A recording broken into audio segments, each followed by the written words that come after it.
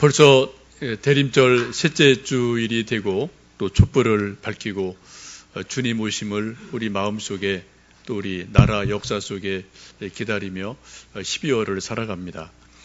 여러분 다 보도 보셔서 아시지만 나라가 많은 어려움이 있습니다.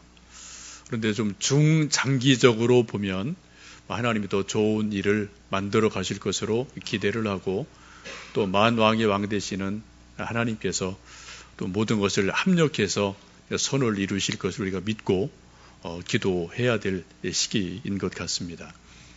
좀 나라의 여러 형편들을 좀 길게 보면은 지금의 여러 어려운 일 못지않게 또 우리가 생각해야 될 한 일은 우리나라 출산율이 아주 낮다는 것입니다. 한 도표를 보여드리겠습니다. 저 도표를 보시면 세계에서 많은 출산율이 높은 나라는 7명까지 가는 나라가 있어요.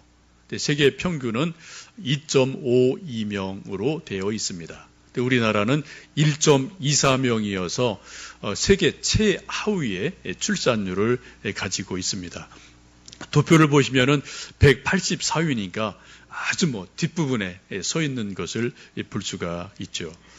가끔 여러분 보도 보시는 것처럼 TV나 신문 보시면은 저쪽 어떤 지역, 지방 이런 데서는 1년에 한 아기도 태어나지 않는 그러한 지역들이 있어서 아기 울음소리를 들을 수 없다. 이런 보도를 종종 여러분 보신 적이 있을 겁니다. 근데 이거는 지금 당장은 우리 눈에 안 보여요.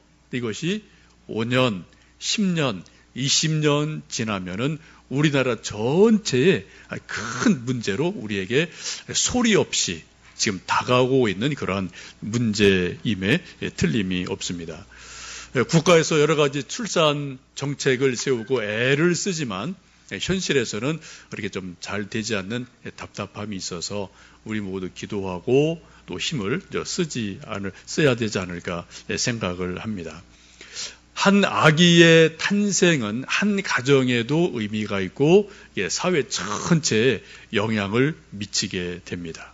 이것을 조금 장소를 옮겨서 궁궐이라는 곳으로 장소를 조금 옮겨 생각해 보시면은 중전마마의 가장 중요한 의무 가운데 하나는 왕자를 낳는 거예요.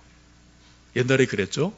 공주님 10보다 왕자님 하나 낳는 게 중전마마가 잘하는 일, 이런 일이 우리 조선시대에 있던 것을 보게 됩니다. 왜요?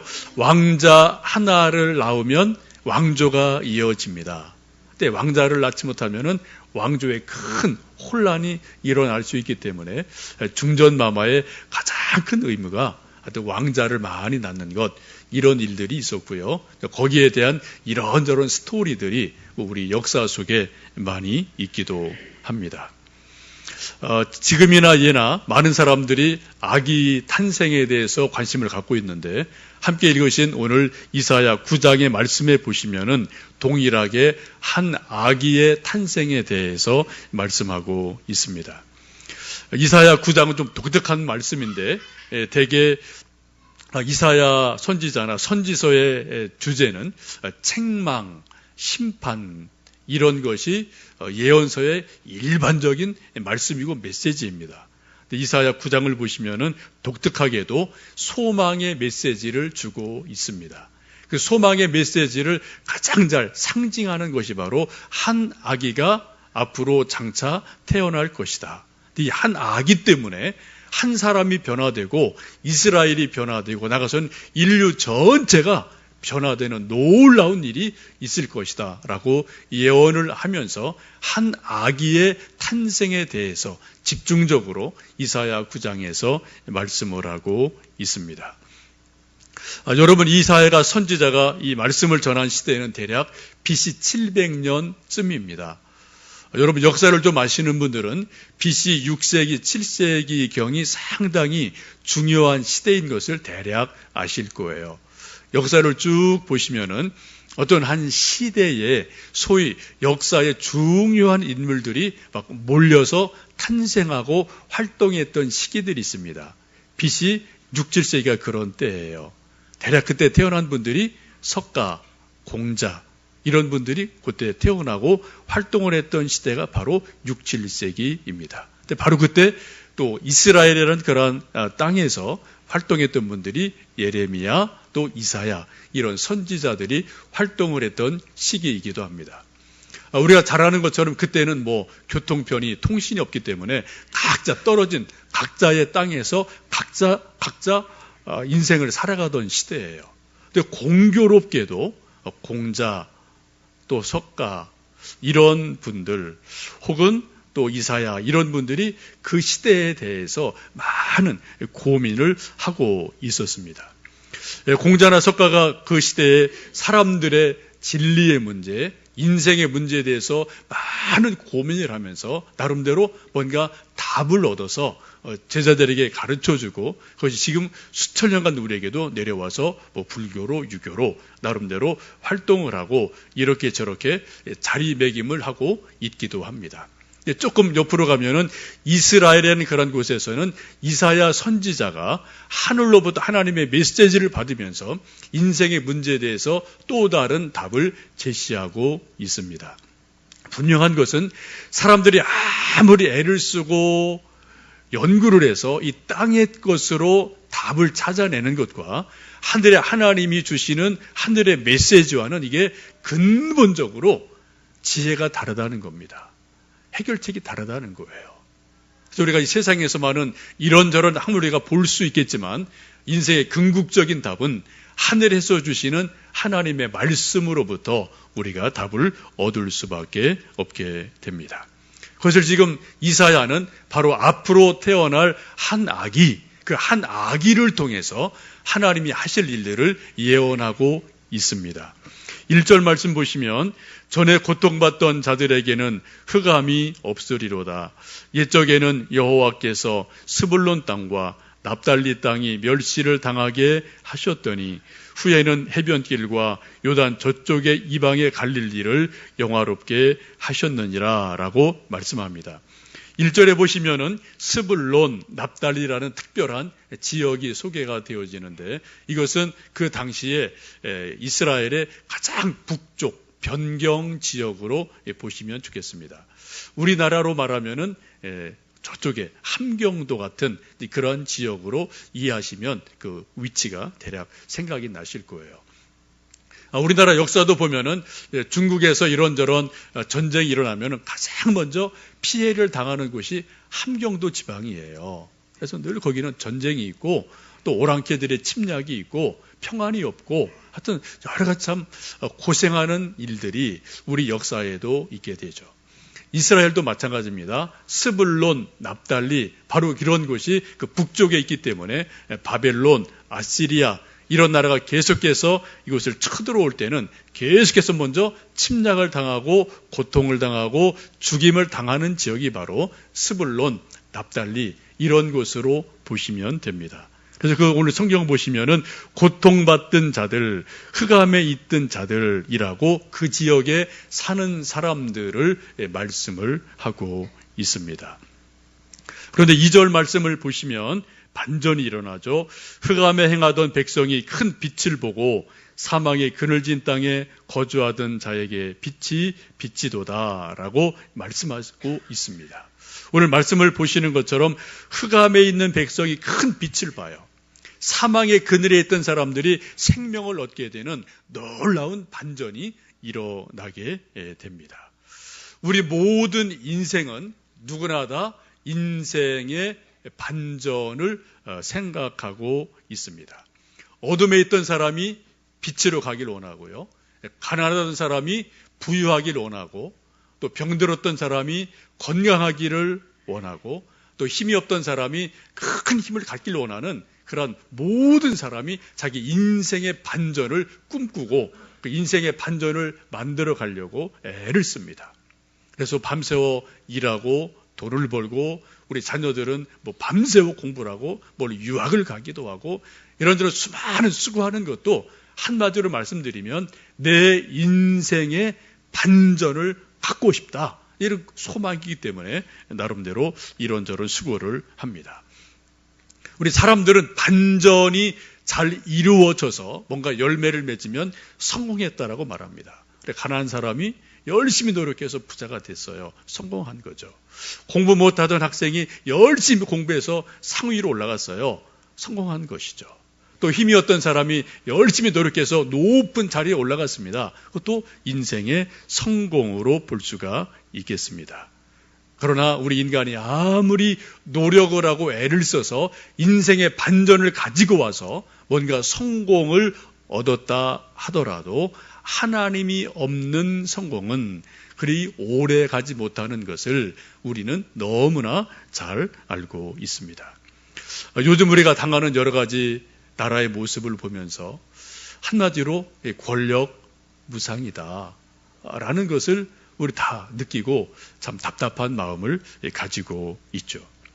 그럼에도 불구하고 지금도 수많은 사람들이 또 그 권력을 좀 잡겠다고 계속 뒤에서 또 활동하고 애를 쓰는 모습을 보면서 우리 눈에는 이렇게 보여요. 권력이 별거 아닌데. 그 속에 들어간 사람들은 그게 안 보이는 것 같아요. 하여튼 권력이 내 인생의 최상의 목표다라고 잡고 하여튼 열심히 반전을 꾀하면서 앞으로 달려나가는 또 많은 사람들을 보게 됩니다. 여러분, 일찍이 지혜왕 솔로몬이 인생에 대해서 정확하게 답을 준 게 있어요. 해 아래 새 것은 없다. 이게 솔로몬의 답입니다. 근데 우리는 해 아래 뭐가 새 것이 있을 줄 알거든요. 여러분, 하나님 말씀은 명확합니다. 해 아래 새 것 없습니다. 새 것 없어요. 그 하나님의 말씀입니다.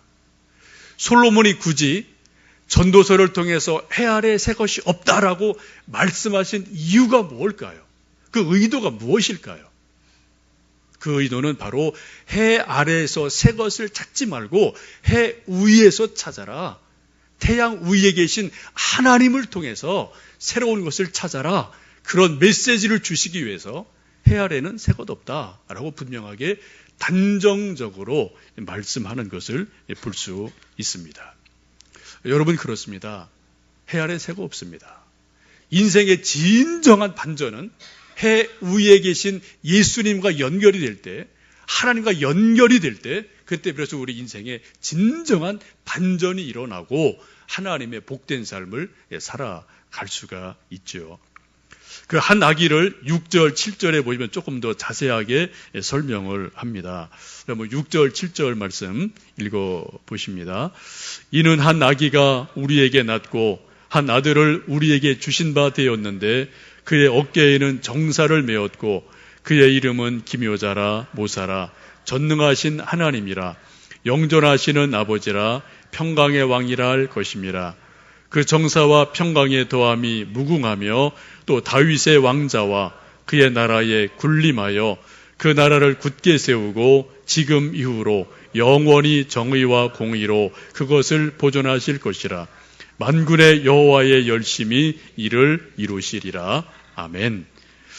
우리가 생각하는 아기가 보통 아기가 아니고 엄청난 하나님의 의미가 있는 아기인 것을 6절, 7절 말씀에서 말씀하고 있습니다. 이 아기는 이사야 7장에서 말씀하시는 한 여자가 아이를 낳을 터인데 그 이름을 임마누엘이라 하리라 하신 바로 그 아기인 것을 우리가 7장에서 9장에서 계속해서 연결해서 한 아기를 보실 수가 있습니다. 그 아기의 이름이 바로 임마누엘이고요. 예수님인 것을 우리가 너무나 잘 알고 있습니다. 근데 그 아기의 어깨에 정사가 메었다라고 말씀합니다. 이렇게 생각하시면 좋을 것 같아요. 옛날 왕들이 소위 골룡포라는 왕의 옷을 입는데 어깨에 보시면은 이런저런 술을 놓아서 용 혹은 봉황 이런 술을 놓은 그러한 골룡포를 입고 왕의 권위를 나타내는 그러한 시절이 있었죠. 지금도 군대를 가면은 소위 견장이라는 게 있어서 어깨에 계급장을 달아서 별 혹은 어떤 소령, 소위 이런 어떤 계급장을 딱 어깨에 달고 있어서 그 사람이 누군지는 중요하지 않아요. 군대에서는, 그죠? 그 계급장이 중요한 거예요. 어깨에 뭐가 붙어 있느냐, 그게 그 사람인 거죠. 바로 예수님께서도 이 세상에 태어나실 때 그 어깨에 정사를 메었다라는 말씀은 바로 통치권을 가지고 계시다, 그런 말씀인 것으로 보시면 좋겠습니다. 이 세상에 있는 많은 왕들의 권세, 권자는 기껏해야 30년, 40년입니다. 또 이런 대통령도 4년, 5년에 불과해요. 그러나 우리의 한 아기이신 예수님의 권세는 오늘 성경 말씀 보시면은 영존하시는 아버지다라고 말씀하세요. 영원히 통치하실 권세가 바로 아기 예수님에게 있다라고 성경은 분명하게 말씀을 합니다. 여러분, 나라가 흔들리고 이렇게 저렇게 혼란스러울 때 답답하시고 불안한 마음 다 있죠. 여러분 너무 염려하지 마세요. 하나님을 믿으셔요. 만왕의 왕이신 정말 하나님 믿으시면 그분이 우리 생각을 뛰어넘는 더 좋은 것으로, 더 귀한 것으로 결국은 합력해서 선을 이루실 줄로 믿습니다. 이게 우리의 믿음이에요. 하나님 하실 일에 대한 우리의 소망이기도 합니다. 오늘 성경은 말씀하기를 한 아기가 태어날 것인데 그 어깨에 정사를 메었다. 왕권을 가지고 계시다. 통치권을 가지고 계시다. 라고 말씀하고 있습니다. 이어서 보시면 그 이름을 기묘자요 모사라고 성경은 말씀합니다. 기묘자라는 것을 영어 성경을 보시면 원더풀 카운셀러라고 표현을 합니다. 곧 상담해 주시는 분, 이런 것으로 예수님을 소개를 하고 있죠. 요즘 대학에서나 신학교에서 인기 있는 과목 중에 한 학과 중에 하나가 소위 상담학과가 상당히 인기가 많습니다. 혹시 여러분 중에도 개인적으로 상담에 관심이 있으셔서 단기 코스로 공부하시는 분도 계시고 이런저런 또 관심 있는 분들이 계실 겁니다. 제가 볼 때 앞으로 계속해서 더 필요한 학문 중에 하나가 상담학이 계속 또 앞으로 필요할 거예요. 왜요? 물질 문명이 많아지고 세상이 복잡해지면 복잡해질수록 사람들 마음이 허하거든요. 답을 찾기가 어렵거든요. 옛날 농경사회에서는 답이 심플했습니다. 한두 개 딱 답이 나와요. 근데 지금 이 시대는 그게 답이 딱딱 떨어지는 시대가 아니거든요. 그래서 우리가 정말 전문가들도 자기 분야는 알지 다른 건 모르는 시대가 되어서 인생을 쭉 살아갈 때 이런저런 혼란이 있을 때 누군가로부터 도움을 받는 것은 상당히 필요하고 중요한 일인 줄 압니다. 여러분 이 주변에 우리 광교에 있는데 주변에 보시면은 여기도 몇 군데 이름은 조금 다릅니다만 상담하는 그런 곳들이 몇 군데 있더라고요. 여기 이제 우리 학생들이 많으니까 우리 학부모들이 또 아이들 진로에 대해서 성적에 대해서 또 성격에 대해서 이렇게 저렇게 궁금한 것들이 있어서 상담하는 분들이 좀 있지 않나 싶습니다. 바라는 것은 우리 교회도 앞으로 조금 더 성장하고 조금 더 여러 가지 좀 좋은 일들이 있으면은 아마 우리 교회도 그런 분들이 계실 거로 저는 생각이 돼요. 또 관심 있는 분들이 또 그런데 또 공부하셔서 우리 교회 안에도 상담을 할 수 있는 그런 몇몇 분들이 좀 계시면은 외부인이든 우리 교회 안에 있는 분이든 또 학생들이든 필요할 때 도움을 얻을 수 있으면 얼마나 좋을까라는 생각을 해보게 됩니다. 근데 상담이 필요함에도 불구하고 사람이 해주는 상담과 예수님이 해주시는 상담은 근본적으로 다릅니다. 우리 사람들은 일시적인 답을 줘요. 그러나 영원한 답은 줄 수 없습니다. 예수님은 영원한 답을 주시는 것을 봅니다. 요한복음 4장을 보시면 사마리아 여인이 등장을 합니다. 이 여인은 참 인생에 고민이 많았던 여인이죠. 어디 가서도 자기 인생의 문제를 하소연할 데가 없었어요. 그래서 남들이 다 쉬고 있는 그 뜨거운 정오에 물을 길러 나갔다가 우물가에서 예수님을 만나게 됩니다. 그리고 예수님 만나고 자기 인생의 모든 문제가 해결되는 놀라운 은혜를 체험을 하고 동네로 뛰어들어가서 와보라, 내가 예수님을 만났다, 예수님 말씀 내가 답을 찾았다라고 전도하면서 귀한 기쁨을 나누는 것을 보게 됩니다.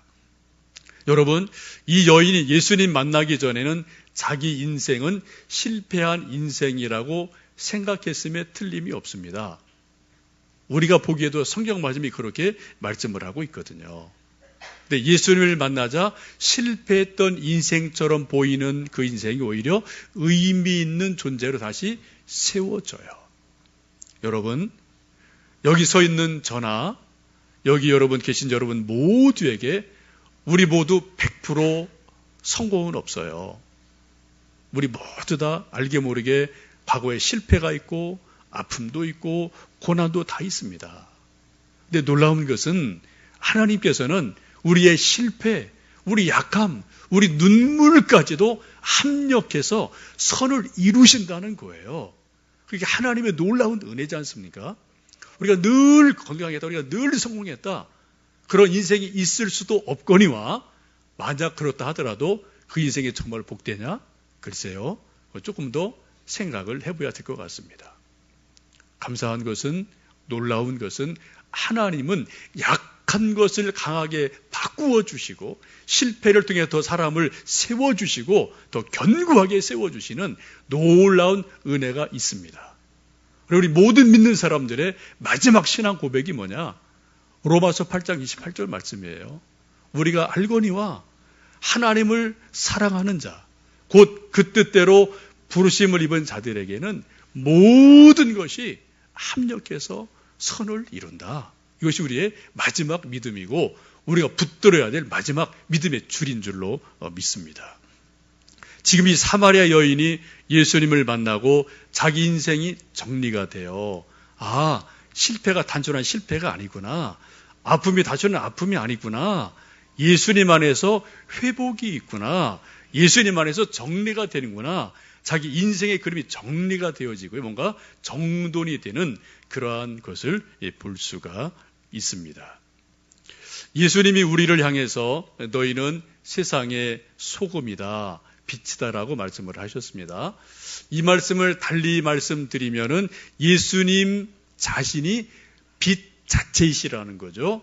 예수님 그분이 소금 자체시라는 거죠. 그래서 우리에게 너희도 가서 세상의 소금이 되고 빛이 되라라고 우리에게 말씀을 하신 것이죠. 여러분, 소금에는 중요한 몇 가지 기능, 역할이 있습니다. 첫 번째는 맛을 냅니다. 간을 잘 맞추면 별것 아닌 그러한 재료도 정말 맛깔나는 음식이 되고 반찬이 되죠. 우리 어머님들의 손맛이 바로 이제 그 간을 맞추는데 있지 않나 싶습니다. 두 번째는 부패 방지예요. 바닷물이 썩지 않는 것도 미량의 소금이 있기 때문에 썩지 않고요. 옛날 여러분 냉장고 없던 시절에 여름철에 생선 드실 때 고등어, 꽁치 이런데 굵은 소금을 잔뜩 뿌려서 그걸 뭐 팔기도 하고 드셨던 그런 추억들이 나름대로 있으실 겁니다. 저도 시골에서 거의 반을 흐늘흐늘해진 그런 생선 또 맛있게 먹던 기억이 있거든요. 그런데 소금이 어쨌든 부패를 방지하는 그런 중요한 역할을 합니다. 우리가 이 시대를 살면서 하나님 앞에 참 죄송스러운 것은 한국교회 교회가 약 6, 7만 교회로 통계가 나옵니다. 우리 예수님 믿는 사람들 정확한 숫자는 모르지만 대략 700만 전후로 대략 보죠. 그럼에도 불구하고 지금 나라가 많은 어려움이 있어요. 왜일까요? 우리 탓이 많습니다. 물론 그쪽에 있는 분들이 큰 잘못이 있지만 우리 탓도 많은 거예요. 왜요? 정말 우리가 소금으로 한국교회가 존재했다면, 우리 7, 800만의 그리스도인이 정말 소금으로 살았다면 정말 그렇게 됐을까? 정치권에 많은 사람들, 국회의원 40%가 기독교인이에요. 통계로는요. 이런 일이 있을 수 있을까? 어떤 그런 안타까움을, 뒤늦은 안타까움을 우리가 가지면서 우리가 또 소금으로서 정말 살아갈 일들, 역할들을 바르게 감당해야 되지 않을까 생각을 합니다. 소금의 또 중요한 기능 중에 하나는 엉기게 하는 겁니다. 흐트러진 것을, 형체가 없는 것을 이렇게 엉기게 하는 기능이 소금에게 있어요. 쉽게 말씀드리면 여러분, 두부를 만들고 순두부를 드실 때 소금이 없으면, 간수가 없으면은 이 흐트러진 이 콩물이 엉기지를 않습니다. 한번 좀 동영상 하나 보여드리겠습니다. 오! 보세요, 이거 보세요. 열매에 달려있는 정체모를 흰가루, 정말 소금 같습니다. 이게 진짜, 이건. 아우, 짜! 아우! 바닷물이에요, 바닷물. 와, 이 뭐 이렇게 짜지? 콩보다 더 작은 크기의 소금나무 열매. 작은 고추가 맵됐나요? 작은 열매가 몸서리 쳐질 정도로 짠맛이 대단했습니다. 소금을 구하기 힘들었던 내륙지방 사람들에겐 짠맛을 내주는 아주 소중한 보물나무였던 건데요. 담양 지역에서 북남으로 가장 많이 만들었던 음식은 바로 두부였답니다. 두부를 만들 때 꼭 필요한 간수, 북나무 열매를 사용해 간수를 만들었다는데요. 마지막으로 건더기를 채 걸러내면 소금 간수 부럽지 않은 북나무 표 간수 완성입니다. 두부가 정말 만들어질까요? 기대 반 걱정 반의 마음으로 지켜봤습니다. 간수를 넣자마자 보십시오. 콩물에 덩어리가 졌습니다. 오, 몽글몽글해졌어요. 그러죠. 오, 순두부인데요, 순두부. 예, 소금이 바로 이렇게 흩어져 있는 것을 엉기게 해요. 그래서 두부가 되고 순두부가 됩니다. 여러분, 우리 세상에 소금이라고 말씀하셨어요. 우리 믿는 사람들이 세상에 흩어지면 흐트러진 것이 모여지게 돼 있어요. 이게 소금의 역할입니다. 우리 모두는 소금입니다. 여러분, 저도 소금이고 여러분도 소금이셔요. 우리 교회에서 제가 소금이신 여러분들이 이곳 저곳에 계시면서 교회가 흐트러지면 안 돼요. 소금 역할이 뭐라고요? 엉기게 하는 거예요. 모이게 하는 거예요. 뭉쳐지게 하는 거예요. 그래서 뭔가를 형태를 갖추게 하고 뭔가 일이 일되게 하고 질서를 잡게 하고 뭔가 형태를 갖추게 하는 중요한 역할이 바로 소금의 역할입니다. 여러분, 우린 세상의 소금입니다. 우리 집에서도 소금이에요. 교회에서도 소금이에요. 그런 역할을 우리가 함께 만들어 갈 수 있기를 간절히 원합니다. 소금 대신 예수님이 우리 인생 가운데 오시면은 인생의 정체성이 생겨요. 정리가 되어집니다. 나라도 마찬가지입니다. 국가도 마찬가지입니다. 여러분, 우리가 아는 상식선에서 한번 세계 역사를 쭉 훑어보십시오. 한 시대 한 나라에 예수님 이름이 존중을 받고 예수님 뜻이 실현된 그런 사회는 영적으로 도덕적으로 건강한 사회였습니다. 다 평안한 사회였어요. 근데 예수님의 이름은 자꾸 뒤로 밀려가고 사람들의 이름이 앞으로 튀어나오고 그리고 권력, 돈, 문화, 물질이 자꾸 앞으로 튀어나온 세대는 그런 시대는 겉으로 볼 때는 풍요했는지 몰라도 혼란스러운 세대였고 어둠의 문화들이 세력을 이렇게 판쳤던 그러한 시대였던 것을 우리는 세계 역사 중에서 우리나라 역사 중에서도 분명히 볼 수가 있습니다. 여러분, 사람들은 예수님 없어도 뭔가 가졌다, 뭔가 이루었다 라고 생각하면 성공으로 생각하지만 예수님 없는 무엇은 다 허망한 것임을 우리가 잘 알고 있습니다. 아무리 콩물이 많아도 뭐예요? 소금 만들어 가서 엉기지 않으면 쓸모가 없는 거예요. 그냥 두부가 만들어질 수가 없거든요. 여러분, 우리 모두 다 이 역사 속에서 우리 가정에서 혹은 교회 중에서 소금의 역할을 감당할 수 있는 귀한 은혜가 있기를 원합니다. 성경은 계속해서 이 아기가 평강의 왕이라고 말씀을 합니다. 이 세상의 모든 왕들은 역사에서 또 자기 스스로가 나는 평화를 이룬 왕이라고 인정받기를 원하죠. 폭군 네로 같은 왕들도 역사 속에서 그분은 참 평화를 이룬 왕이지라고 인정받기 원할 겁니다. 그러나 그런 폭군들의 모습 보면은 평화를 이룬다는 명분 아래서 실제로는 수많은 전쟁을 일으키는 일들이 있게 됩니다. 우리 아버지, 할아버지 세대가 고통당했던 일제시대도 보면은 일본 제국이 내건 것이 그런 겁니다. 대동아 평화와 번영을 위해서 이 전쟁은 필요하다.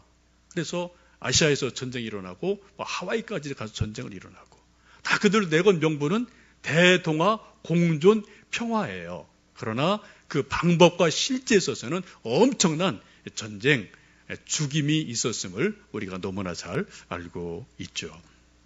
오늘 말씀을 보시면 한 아기 예수님께서는 무력과 총칼이 아닌 바로 십자가를 통해서 이 세상의 진정한 평화를 우리에게 주셨음을 우리가 믿습니다. 예수님 계신 곳에는 성 프란치스코가 기도했던 것 같은 진정한 평화가 이 땅에서 또 개인의 삶에서 이루어질 수가 있습니다. 이러한 기도 여러분 잘 아시죠? 한번 읽어드리겠습니다. 주여 나를 평화의 도구로 써 주소서. 미움이 있는 곳에 사랑을, 상처가 있는 곳에 용서를, 분열이 있는 곳에 일치를, 의욕이 있는 곳에 믿음을 심게 하소서. 주여 나를 평화의 도구로 써 주소서. 오류가 있는 곳에 진리를, 절망이 있는 곳에 희망을, 어둠이 있는 곳에 광명을, 슬픔이 있는 곳에 기쁨을 심게 하소서. 위로받기보다는 위로하며, 이해받기보다는 이해하며, 사랑받기보다는 사랑하며, 자기를 온전히 줌으로써 영생을 얻기 때문이니 주여 나를 평화의 도구로 써 주소서. 지금 우리가 살고 있는 이 시대는 어떤 때보다도 평화가 필요한 때이고요. 계절도 추워지고요. 나라 형편도 정말 진정한 평화가 모두에게 필요한 때이고 우리 가정에도 우리 개인에게도 그러한 때인 줄로 압니다. 이 시간 평화의 왕 예수님 우리 안에 오셔서 또 우리 역사 가운데 오셔서 하나님 우리에게 진정한 평화를 주십시오. 질서가 있게 해주십시오. 새로움 있게 해주십시오. 한번 좀 간절히 찬송을 부르고 기도하셨으면 좋겠습니다.